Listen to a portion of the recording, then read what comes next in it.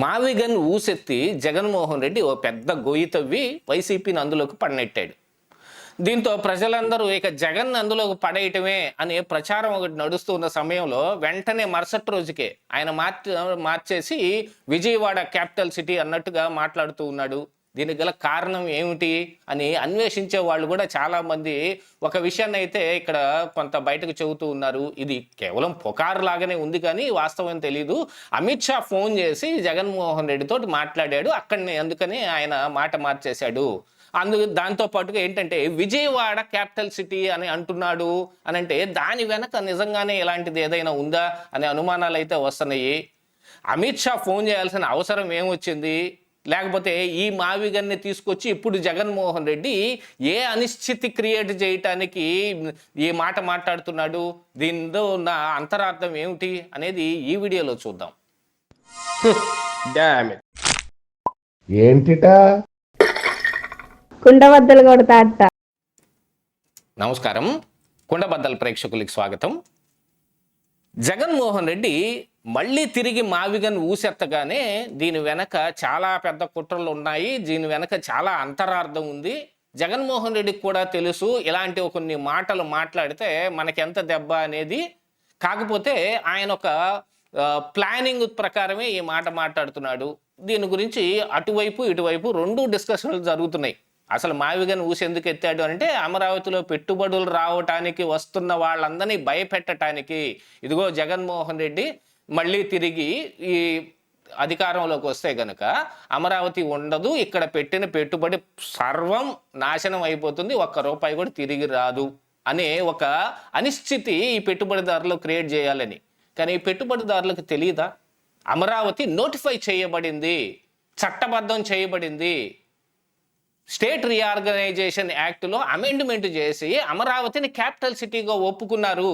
తిరిగి జగన్మోహన్ రెడ్డి గెలిస్తే అది ఎంత కష్టతరమైన అంశం మావిగన్ని తెరపైకి తీసుకొని రావడానికి అని అంటే మళ్ళీ అసెంబ్లీలో తీర్మానం చేయటం, మరి పైన ఈయనకు అనుకూలంగా ఉన్న కేంద్ర ప్రభుత్వం మరి బీజేపీయే ఉందనుకున్నాం, అప్పటికి కూడా బీజేపీ అలాగనే నడుస్తూ ఉంది అని అనుకుంటే వాళ్ళ చేతులారా పెట్టిన ఈ అమరావతి బిల్లుని దీన్ని పక్కకు పడదోసేసి ఇప్పుడు మావిగన్ తెరపైకి తీసుకొచ్చే అవకాశం ఉంటుందా అనే దాని మీద కూడా చాలా సంక్లిష్టత ఉంది.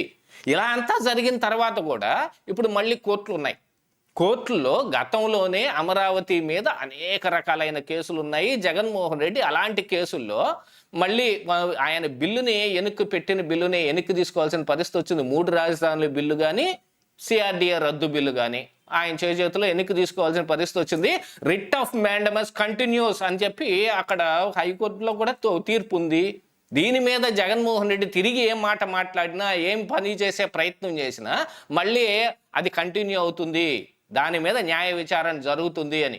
ఎందుకు అని అంటే మేము అమరావతి ఇప్పుడు 3 రాజధానుల బిల్లుని విత్డ్రా చేసేసుకున్నాం, వాళ్ళు ఇప్పుడు అలాంటిది ఏది లేదని కోర్టులో ఆన్సర్ వేశారు కాబట్టి ఆ రోజున న్యాయపరమైన చిక్కులు అట్లాగనే రాజకీయపరమైన చిక్కులు రెండూ ఉన్నాయి. ఈయనకు కావాల్సిన గవర్నమెంట్ పైన రావాలి, లేదు వేరే గవర్నమెంట్ వస్తే ఏం జరుగుతుందో కూడా తెలియదు. అయినా కూడా జగన్మోహన్ రెడ్డి ఈ మాట ఎందుకు మాట్లాడుతున్నాడు మావిగన్ అంటే కేవలం పెట్టుబడిదారులని ఇక్కడ రానీయకుండా చేయడానికి. రేపు అమరావతి నిజంగా ఇప్పుడు ఆల్రెడీ దానికి ఎంతో ఖర్చులు, కొన్ని కోట్ల రూపాయలు ఖర్చు పెట్టి నిర్మాణాలు జరుగుతూ ఉన్నాయి. దాంతోపాటుగా అక్కడ కేంద్ర ప్రభుత్వం కూడా వాళ్ళ ఆఫీసులను కూడా అక్కడే పెట్టే ప్రయత్నం చేస్తూ ఉన్నారు. వీటన్నిటినీ దాటుకొని ఇప్పుడు జగన్ మావిగన్ అంటే ఎక్కడికి వెళ్ళాలి? కాకపోతే ఇది కూడా సిఆర్డిఏ పరిధిలో ఉన్నదే కదా అని అంటూ ఉన్నారు. కానీ సిఆర్డిఏ పరిధిలో ఉంటే ఇప్పుడు మళ్ళీ కొత్తగా పేరు మార్చాల్సిన అవసరం ఏమొచ్చింది మావిగన్ అని? అది కూడా ఏం తెలియనా. మొత్తానికి ఇదంతా ఒక మెస్పరైజింగ్, ఒక మిరకిల్ లాగా కనిపిస్తూ ఉంటుంది.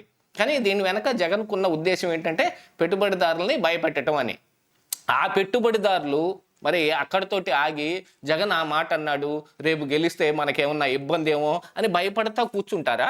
అవకాశం ఉన్న చోట పెట్టుబడి పెట్టి వ్యాపారం చేద్దామని చూస్తారా?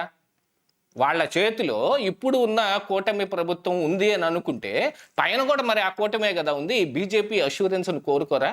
ఎంతమంది బీజేపీ దగ్గరికి వెళ్ళగలిగే పారిశ్రామికవేత్తలు ఇప్పుడు మరి ఇండియాలో ఉన్నారు? వాళ్లే కదా పెట్టుబడి పెట్టడానికి వచ్చేది. ఇలా కాదు బయట దేశాల నుంచి వస్తున్నాయి, కొన్ని వేరే కంపెనీలు వస్తున్నాయి అని అనుకుంటే వాళ్ళకి మాత్రం కేంద్ర ప్రభుత్వం సహాయ సహకారాలు అందించదా? దానికోసమే అమిత్ షా అసలు ఫోన్ చేశాడు జగన్మోహన్ రెడ్డికి. ఇలాంటి అనిశ్చితి ఏది తీసుకుని రాబాకండి, దీన్ని మీరు ఏదైనా ఒకటి సరి చేయండి, మీరు మాట్లాడిన మాటల్ని కొంచెం వేరే రకంగా ధ్వనించేటట్టుగా చెయ్యండి అని అంటే, అందుకని విజయవాడ క్యాపిటల్ సిటీ అని జగన్మోహన్ రెడ్డి మాట మార్చాడు అని. ఎందుకని? మళ్ళీ మావిగన్లో విజయవాడ ఉంది కాబట్టి. ఇంతకుముందు 3 రాజధానులు అని పేరు చెప్పి ఒకటే రాజధాని వైజాగ్ అన్నట్టుగా ప్రవర్తన కనిపించింది. ఇప్పుడు విజయవాడ అని ఎందుకు అంటున్నాడంటే, విజయవాడకి కోతవేట దూరంలోనే. మరి ఇప్పుడు ఇక్కడ ఈ ల్యాండ్ అలాట్ చేయబడినవి కానీ ఇప్పుడు ఏదైనా పెట్టుబడులు వచ్చి పరిశ్రమలు ఏర్పడితే విజయవాడకి అతి చేరువలోనే ఉంటాయి కదా. మరి విజయవాడ క్యాపిటల్ సిటీ అయినప్పుడు ఇక్కడ పరిశ్రమలు ఉంటే వాళ్ళకి వచ్చే నష్టం ఏమిటి? ప్రభుత్వం ఇచ్చిన భూములు ఉంటాయి, వాళ్ళ పెట్టుబడులు ఉంటాయి, వాళ్ళ క్యాపిటల్ సిటీకి అత్యంత చేరువలోనే ఉంటారు. అసలు క్యాపిటల్ సిటీలో ఇక ఆ భాగాన్ని కూడా కలుపుకునే అవకాశం ఉంటుంది అనే మాటలు కూడా మాట్లాడటానికి ఇప్పుడు Jaganmohan Reddy Vijayawada so called capital అనే ఒక మాట అన్నాడు అనేది కూడా వినిపిస్తుంది. అంటే ఇదంతటిని బట్టి చూస్తే అమిత్ షా ఫోన్ చేసే అవకాశం ఉందా లేదా అని అంటే ఖచ్చితంగా ఉందేమో అన్నట్టు అనుమానాలు వస్తున్నాయి కదా. కాకపోతే ఇక్కడ మరొక అంశం ఉంది, చట్టపరమైన న్యాయపరమైన చిక్కులు అనే విషయం దగ్గరకు వచ్చేటప్పటికి జగన్మోహన్ రెడ్డికి కూడా తెలుసు. మనం ఇదిగో ఈ స్టాండ్ తీసుకున్నాం, మనం గతంలో మావిగన్ మాట్లాడినప్పుడే పెద్ద ట్రోలింగ్ జరిగింది, అయినా కూడా మనం అదే స్టాండ్ మీద ముందుకెళ్తున్నాం. అసలు ఈ స్టాండ్ మీదనే రిఫరెండం లాగానే, మావిగన్ మీద రిఫరెండం లాగానే ఎన్నికలకు వెళ్తాం అని అంటే, ఓడిపోయాం అనుకోండి మావిగన్ దీని మీద తోసేయచ్చు. అలా ఇది ఏది చెయ్యకుండా చివరికి వెళ్ళి ఓడిపోతే అప్పటికి ఎవరి మీద బ్లేమ్ వస్తుంది? కేవలం జగన్మోహన్ రెడ్డి మీదే బ్లేమ్ వస్తుంది. కానీ చంద్రబాబు నాయుడికి పేరు వచ్చే ఈ అమరావతి కట్టబడకుండా ఉండటం కోసం ఇప్పుడు మావిగన్ అని మనం కొత్త రాజధానిని ప్రవేశపెట్టాం, దానికోసం మనం గట్టిగా కృషి చేస్తాం అని చెప్పటానికి వైసీపీ కార్యకర్తల్లో ఒక ఉత్తేజం తీసుకుని రావడానికి ఇత్యాది కార్యక్రమాలన్నింటినీ మైండ్లో పెట్టుకుని జగన్మోహన్ రెడ్డి బయటికి ఈ మాట మాట్లాడాడు. కానీ అసలైన అంతరార్థం ఏమిటంటే కేవలం పెట్టుబడిదారులు భయపెట్టడం ఒక్కటే.